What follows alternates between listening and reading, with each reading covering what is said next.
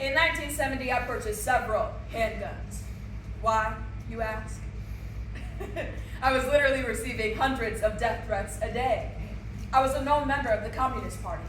That same year, 3 brothers who were inmates at the Soledad State Prison were standing trial for the death of a prison guard from a riot that had occurred there while they were there.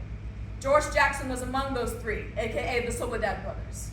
I was an advocate for the Soledad brothers and demanded the freedom of all political prisoners. All right now.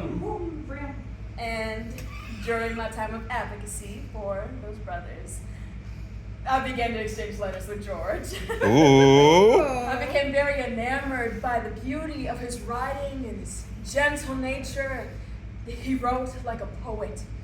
His words opened me up and took me to places I never imagined I could go. I grew to love George very much. And then I began to imagine him in relationship to the bombs I'd often hear penetrating through my home as a young girl. I would often imagine him in his most vulnerable state, in a cage, on a cold floor while the world was so violently falling apart around him.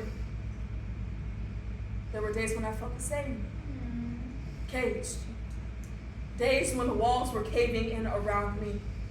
Days when the sounds of dynamite shooting flames from its socket would pierce directly through my soul, straight to my stuff. The why.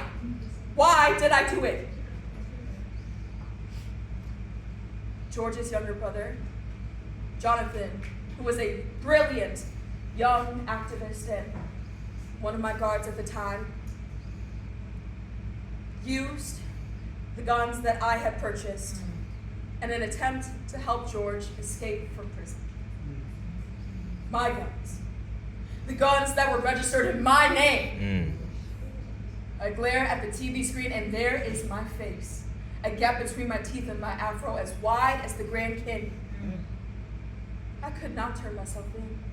I had seen what had happened to that young Black Panther man, little Bobby Hutton, several years back when he was murdered by the Oakland police as he was surrendering. And how just a few years after, Fred Hampton had been shot and murdered in his own home while he was sleeping.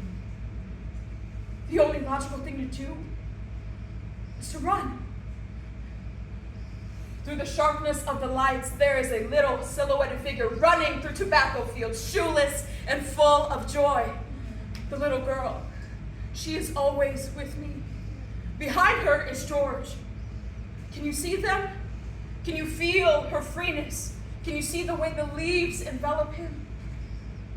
Has it already been 2 months since I first started running? I'm tired of running. I am exhausted. I can't run any longer.